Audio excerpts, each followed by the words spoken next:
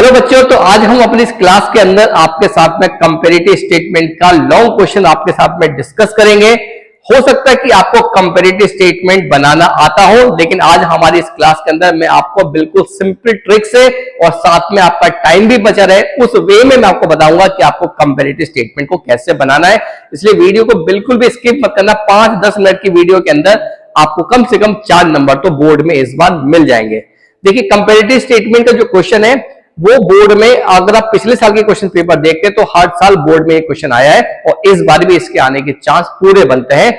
और इसके साथ साथ अगर हम आपको बताएं तो फाइनेंशियल स्टेटमेंट को एनालाइज करने के 4 टूल्स होते हैं और उन टूल्स में एक टूल होता है कंपैरेटिव स्टेटमेंट, जो बहुत ज्यादा इंपॉर्टेंट क्वेश्चन होता है इस बार बोर्ड एग्जामिनेशन के लिए। तो वीडियो को बिल्कुल स्किप करे बिना इस पूरी वीडियो को लास्ट तक देखते रहना, क्योंकि हो सकता है कि आपको ये बनाना भी आता हो, लेकिन हमारे इस मेथड से आपका मेथड जो है वो आसान नहीं हो सकता, इतनी मेरी गारंटी है। चलिए तो स्टार्ट करते हैं आज हम अपनी क्लास को कंपैरेटिव स्टेटमेंट के साथ में। तो देखते हैं कंपैरेटिव स्टेटमेंट का। सबसे पहले आपको मालूम हो कि कंपैरेटिव स्टेटमेंट का बोर्ड में 2 तरह के क्वेश्चंस होते हैं। एक होता है comparative statement of balance sheet और दूसरा होता है comparative statement of profit and loss. तो बैलेंस शीट हो या प्रॉफिट एंड लॉस हो, दोनों की कैलकुलेशन सेम ही होती है, लेकिन अगर आप प्रीवियस ईयर के क्वेश्चन पेपर देखते हैं और इस बार के सैंपल पेपर्स अगर आप चेक करते हैं तो comparative statement of profit and loss के क्वेश्चन ज्यादा आते हैं। इसलिए मैं अपनी इस क्लास के अंदर आज आपके साथ में comparative statement of profit and loss को डिस्कस करने वाला हूं। Comparative statement of profit and loss के साथ साथ कॉमन साइज का क्वेश्चन भी आप सीख कर जाए, क्योंकि कंपैरेटिव और कॉमन साइज में इस बार हो सकता है कि चॉइस आ जाए। तो दोनों में से आपको जो ज्यादा आसान लगे, क्वेश्चन को देखकर आपको लगे जिसकी कैलकुलेशन जल्दी हो सकती है, आप उसी क्वेश्चन को बोर्ड में करके जाए, ज्यादा अच्छा रहेगा। क्योंकि बोर्ड में क्वेश्चन करने के साथ साथ हमें टाइम मैनेजमेंट भी करना होता है, क्योंकि अगर आपका टाइम मैनेजमेंट गलत हो गया तो पूरा क्वेश्चन पेपर आते हुए भी आपका क्वेश्चन पेपर छूट सकता है। चलिए तो देखते हैं हमें इस क्वेश्चन को करना कैसे है। सबसे पहले हमें यह डिसाइड करना होगा कि ये क्वेश्चन बैलेंस शीट वाला है या प्रॉफिट एंड लॉस वाला क्वेश्चन है। तो इस क्वेश्चन के स्टार्टिंग में लिखा हुआ मिलेगा आपको, prepare a comparative statement of profit and loss. तो यहां पर आपको मालूम चल गया कि जो हमारा क्वेश्चन है ये प्रॉफिट एंड लॉस वाला क्वेश्चन है। सेकंड पॉइंट, जो बैलेंस शीट वाला क्वेश्चन होता है वो बच्चों काफी बड़ा होता है, क्योंकि उसके अंदर ऊपर लायबिलिटीज गिवन होती है, नीचे एसेट्स गिवन होती है, तो क्वेश्चन ऑलरेडी काफी लॉन्ग होता है। और जो कंपैरेटिव स्टेटमेंट का जो क्वेश्चन होता है वो केवल 4 या 5 पॉइंट्स का ही होता है। इससे बड़ा क्वेश्चन जनरली कंपैरेटिव स्टेटमेंट का नहीं आता। तो उसकी स्टार्टिंग कैसे करेंगे, इसका फॉर्मेट कैसे बनेगा, चलिए देखते हैं। देखिए, सबसे पहले आपको फॉर्मेट के बारे में मालूम होना चाहिए। इसका फॉर्मेट बनेगा पार्टिकुलर्स और ए, बी, सी और डी, ये 4 कॉलम्स हो गए। इन कॉलम्स का नेम आप याद कर लेना, ए, बी, सी और डी। अगर आप चाहो तो यहां पे लिख भी सकते हो। ये हो गया कॉलम नंबर ए, ये हो गया बी, इधर हो गया सी, इधर हो गया आपके पास डी। ए, बी, सी, डी। अब पार्टिकुलर्स और ए और बी की अमाउंट आपको क्वेश्चन में देखकर मिल जाएगी। बस आपको थोड़ा सा एक बात का ध्यान रखना है कि अगर आप बच्चों इस क्वेश्चन को देखते हो तो इस क्वेश्चन में 2015 की ईयर जो है वो पहले गिवन है और 14 की जो ईयर है वो बाद में गिवन है। लेकिन अगर आप अपने सॉल्यूशन को चेक करते हो तो सॉल्यूशन के अंदर 14 पहले आएगा, 15 बाद में आएगा। इसलिए इस बात का आपको बहुत ज्यादा ध्यान रखना है। ऐसा ना हो कि क्वेश्चन में उल्टा दे रखा है और आप उल्टा ही पूरा क्वेश्चन सॉल्व करोगे तो आपका जो आंसर है वो गलत हो जाएगा। आपकी ये वाली अमाउंट भी गलत आना शुरू हो जाएगी और कॉलम नंबर डी की अमाउंट भी गलत आना शुरू हो जाएगी। इसलिए पहला स्टेप आपको ध्यान रखना है कि अगर क्वेश्चन के अंदर ये ईयर्स रिवर्स गिवन है तो आपको अपने सॉल्यूशन के टाइम पर इन ईयर्स को सीधा कर देना है। जो ईयर पहले आता है उसको पहले लिखना है, जो ईयर बाद में आता है उसको बाद में लिखना है। आप स्टार्टिंग कैसे करेंगे, इसकी स्टार्टिंग होगी सबसे पहले आरएफओ से। आरएफओ की फुल फॉर्म होती है revenue from operation. Full form क्या होती है, रिवेन्यू फ्रॉम ऑपरेशन, जो ये क्वेश्चन में लिखी हुई है रिवेन्यू फ्रॉम ऑपरेशन। ठीक है, इसको आप फुल फॉर्म में लिख सकते हो रिवेन्यू फ्रॉम ऑपरेशंस, या इसको शॉर्ट में आप आरएफओ से भी काम चला सकते हो। अब आरएफओ की अमाउंट कितनी गिवन है, 50 लाख और 70 लाख, 50 लाख एंड 70 लाख। तो यहां पर आप लिख देना 50 लाख और नेक्स्ट अमाउंट कॉलम में आ जाएगी आपके पास 70 लाख। ठीक है, तो कोई भी क्वेश्चन होगा प्रॉफिट एंड लॉस का, उसकी स्टार्टिंग बच्चों यहीं से होगी रेवेन्यू फ्रॉम ऑपरेशन से, जिसको हम शॉर्ट में आरएफओ बोलते हैं। इसके बाद इसमें आपको एक अमाउंट प्लस करनी होगी अदर इनकम की। इसके बाद अमाउंट प्लस करनी होगी अदर इनकम्स की। अगर अदर इनकम्स क्वेश्चन में गिवन है तब तो आप अदर इनकम की अमाउंट लिख देना, नहीं लिखी हो तो डैश लगा सकते हो, या फिर आप ये लाइन ना लिखो तो भी काम चल जाएगा। अब अदर इनकम क्वेश्चन में चेक करो कि इस क्वेश्चन में अदर इनकम की अमाउंट नहीं दे रखी, तो आप भी अदर इनकम के अमाउंट के आगे डैश लगा देना और उसके बाद आपको करना होगा इसका टोटल। देखिए कॉलम नंबर सी और कॉलम नंबर डी को अभी टच नहीं करना, अभी हम ए और बी को ही पहले सॉल्व करेंगे। तो 50 लाख एंड नेक्स्ट अमाउंट आ गई हमारी 70 लाख, राइट। तो 50 लाख 70 लाख ये हो गई हमारा टोटल इनकम, या इसको बोल सकते हैं टोटल रिवेन्यू, टोटल रिवेन्यू या इसको हम बोल सकते हैं टोटल इनकम, राइट। तो इन दोनों का प्लस कर देना है तो आपके पास अमाउंट आएगी टोटल रिवेन्यू की। अगर अदर इनकम की अमाउंट क्वेश्चन में नहीं दे रखी तो आप नहीं भी लिखे, और अगर आप इस टाइप से भी लिख देंगे तो भी ठीक है, कोई दिक्कत नहीं है, क्योंकि ये कंप्लीट फॉर्मेट हो गया। जब भी मैं अपने क्वेश्चन को एक्सप्लेन करता हूं तो मैं कंप्लीट फॉर्मेट बताते हुए चलता हूं, ताकि आप ये क्वेश्चन भी सॉल्व करो और इसके साथ अगर क्वेश्चन में थोड़ा बहुत चेंज भी होता है तब भी आप उस क्वेश्चन को सॉल्व कर सको। कहीं ऐसा ना हो कि अलग अलग क्वेश्चन के लिए आपको फिर बार बार फॉर्मेट चेक करना पड़े या बार बार फॉर्मेट को चेंज करना पड़े, तो बहुत मुश्किल होता है। इसके बाद हम लोग बात करेंगे, नेक्स्ट हेडिंग बनेगी हमारी एक्सपेंसेस की। नेक्स्ट हेडिंग बनेगी हमारी एक्सपेंसेस की। अब क्वेश्चन के अंदर जितने भी पॉइंट्स हो, टैक्स को छोड़कर, ध्यान से सुनना, टैक्स को छोड़कर बाकी जितनी भी अमाउंट्स होगी वो सारी की सारी अमाउंट हमारी एक्सपेंस के अंदर काउंट होगी।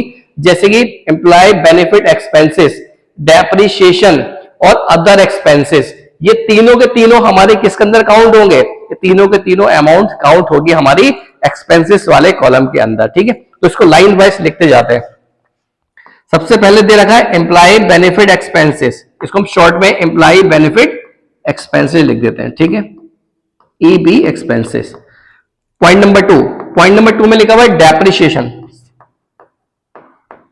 डेप्रिसिएशन। और पॉइंट नंबर 3 में गिवन है अदर एक्सपेंसेस, पॉइंट नंबर 3 में गिवन है other expenses, right, other expenses, ठीक है, अदर एक्सपेंसेस।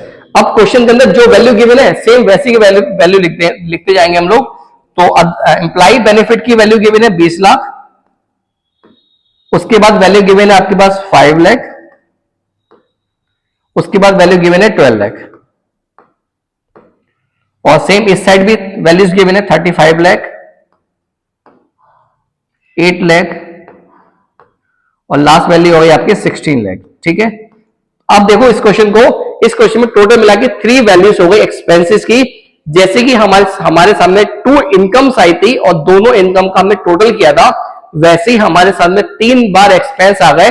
अब हम तीनों एक्सपेंस का करेंगे टोटल, ठीक है, तीनों को करेंगे हम क्या, टोटल करते हैं। और जब टोटल करेंगे तो टोटल करने के बाद जो हमारी अमाउंट आएगी उसको बोला जाएगा टोटल एक्सपेंसेस।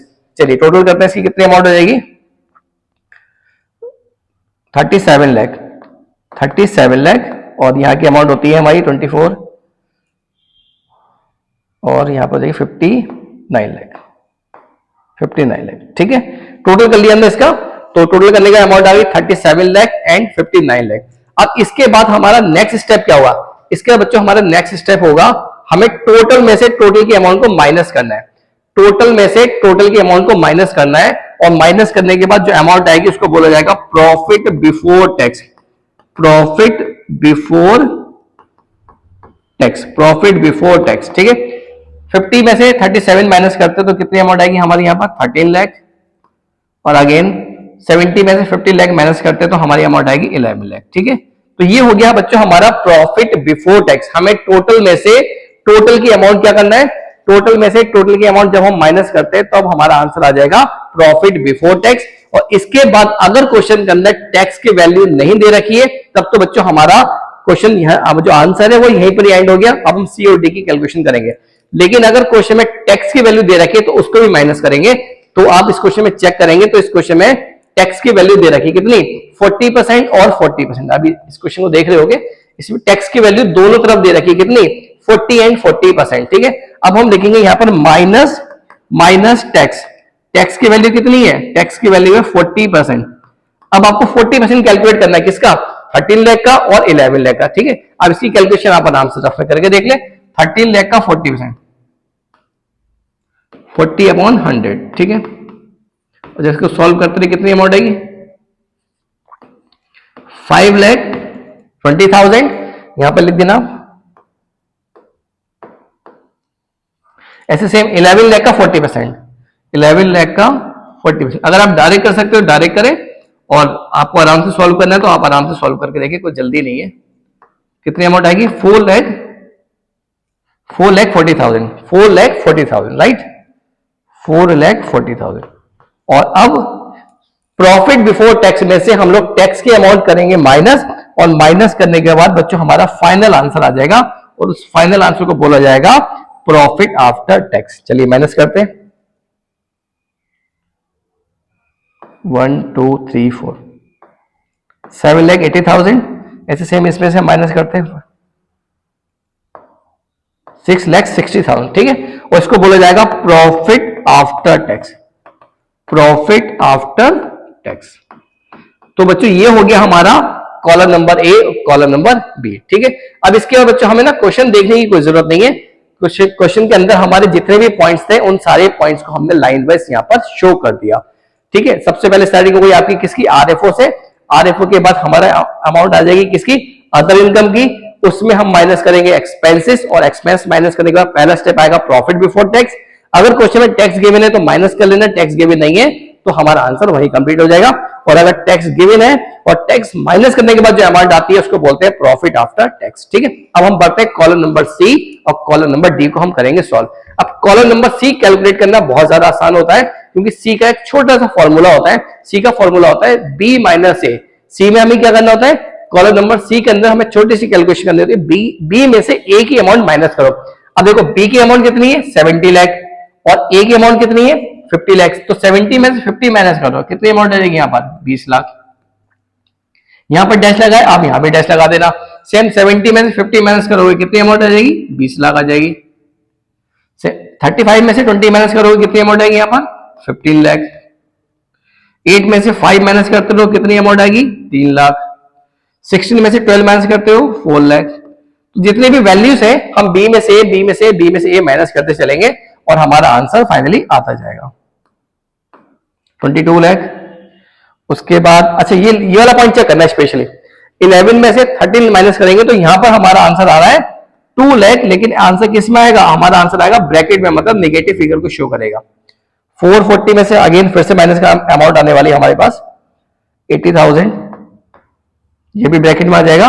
और क्योंकि जब ये दोनों ब्रैकेट में आए तो लास्ट वाला भी ब्रैकेट में आने वाला है, तो इसकी अमाउंट आएगी 1,20,000 रुपए। माइनस करते हैं हम 1,20,000 रुपए, और क्योंकि ये दोनों अमाउंट ब्रैकेट में है तो लास्ट की अमाउंट भी हमारी ब्रैकेट में ही आने वाली है। इसके बाद बच्चों हमारा लास्ट स्टेप रह गया जिसके अंदर हमें सॉल्व करना है परसेंटेज को, मतलब कॉलम नंबर डी को। अब डी को सॉल्व करना भी बहुत आसान है। इसके लिए आपको सिंपल एक फॉर्मूला यूज करना है, C upon A into 100, C upon A into 100। अब C की वैल्यू कहां मिलेगी? तो बच्चों C की वैल्यू ये दे रखी 2 लाख रुपए, और A की वैल्यू ठीक इसी लाइन में दे रखी, A की वैल्यू 50 लाख रुपीज। लिख के देखते हैं तो 20 लाख C की अमाउंट आ गई, और A की अमाउंट हो गई हमारी 50 लाख, इंटू हमें करना है 100। ठीक है, इसको अगर हम सॉल्व करते हैं तो कितना आंसर आ गया हमारे पास? 40%। ठीक है, तो ये फर्स्ट अमाउंट आ जाएगी हमारी 40%। उसके बाद नेक्स्ट अमाउंट हमारी, क्योंकि डैश लगा हुआ है आप भी डैश लगा देना। उसके बाद क्योंकि ये दोनों वैल्यू सेम है तो इसका आंसर भी हमारा सेम ही आने वाला है 40%। अब हमें इसको सॉल्व करना है। सी की वैल्यू कितनी है? 15 लाख रुपए। ए की अमाउंट कितनी है? 20 लाख रुपए। इंटू क्या करना है आपको? 100 करना है। ठीक है, चलिए देखते हैं। 15 लाख अपॉन 20 लाख इंटू 100। ठीक है, इसको हम सॉल्व करते हैं। तो सॉल्व करने के बाद हमारी परसेंटेज आ गई 75%। कितनी वैल्यू आ गई हमारी? 75%। ठीक है, सेम बच्चों जैसे जितनी परसेंटेज गिवन है इस परसेंटेज को मैं जल्दी जल्दी सॉल्व कर लेता हूं, और आप समझ गए होंगे कि हमारी इसकी परसेंटेज कैसे आने वाली है।